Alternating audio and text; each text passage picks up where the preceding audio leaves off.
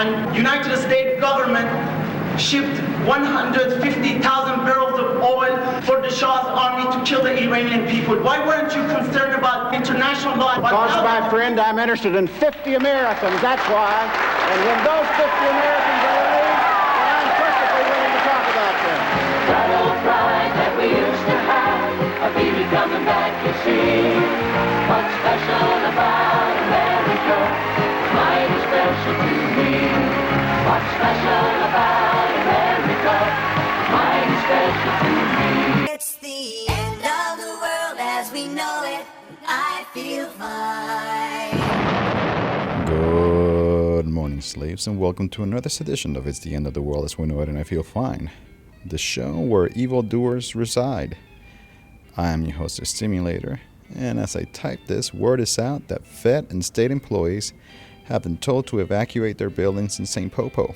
Seems the police state is cranking up the heat and getting ready for a final showdown with the motherfucking resistance.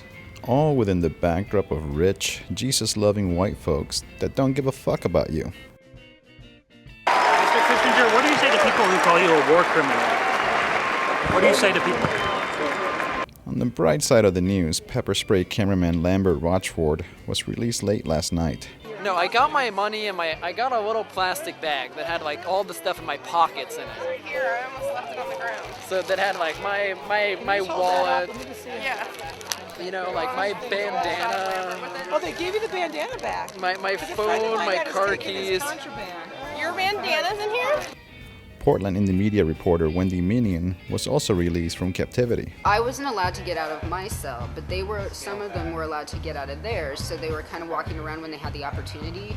And so when they had the opportunity and I wasn't being watched, I would put this up in the little tiny window that they had. So they didn't have the food flap open, so I could barely talk to people, so we'd have to get down by the ground, and then I started hearing testimonies, so I started documenting it with a contraband pencil that they gave me to fill up my own medical form, and then forgot that I had. So I started saying, basically that there's people, one woman in for 28 hours with no call, one woman in for 21 hours. Several people were in the same bus with Amy Goodman, who had already been processed and released, and they still hadn't gotten any recourse. The Poe also keep harassing New York City cop watchers' eyewitness video. Yesterday, the SPPD attempted to enter their offices with some made-up excuse. The police entered the building. There were 4 or 5 police officers in the building.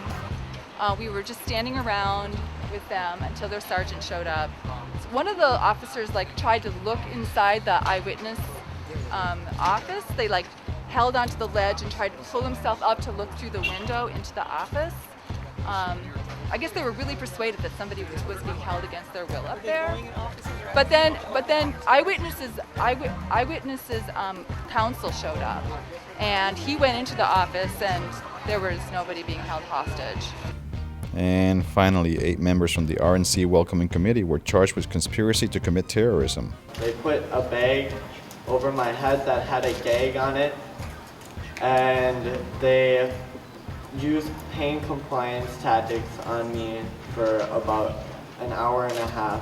They separated my jaw as hard as they could with their fingers, and they bent my ankles back. They basically bent my foot backwards. I was screaming for God and screaming for mercy, crying, asking them why they're doing this. And I've never been so violated in my life.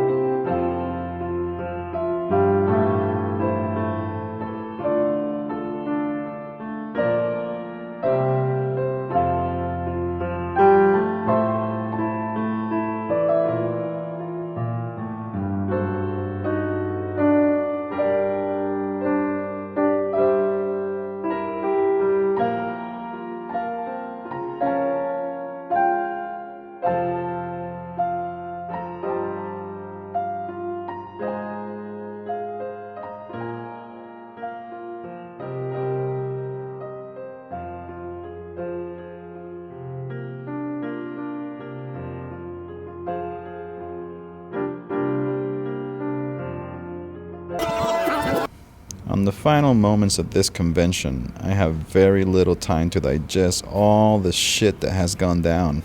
I will not speak for everyone I work with, but personally I have experienced every single emotion in existence. Waves of fear, anger, paranoia, love, rage, and so on would pass through me each and every day. I've experienced heartbreaking moments that sometimes made me want to quit. I even cried a little. Really.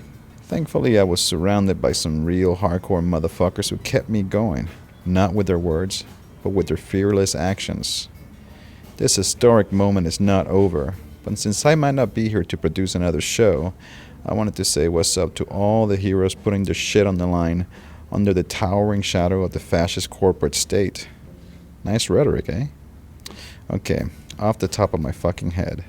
Big motherfucking big ups to EP, Mike B, Flux, Skinny, Sean, Vlad, Gina, Carla, Slade, Tonka, Glassbead, Don, Andy, Ted, Tim, Joe, Lambert, Ariel, Randy, Dennis, Wiley, Olivia, Anita, Shock, Asaf, Denver Open Media, Twin Cities Indie Media, Denver Indie Media, Rochester Indie Media, Free Speech TV, Jerry, Daniela, Joan, Monica, Kyle, Sue, Ann, and shit, I fucking forgot a few hundred other names, but you know who you are.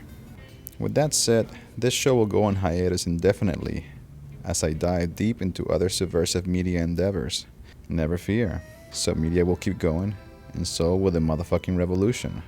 Catch you on the flip side.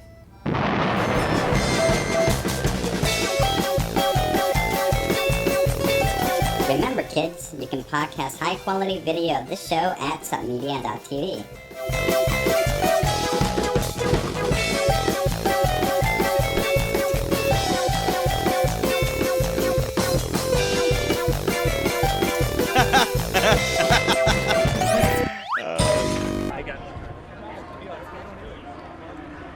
You alright, Butts? Yeah, I'm alright. They only got one eye. I still got one left.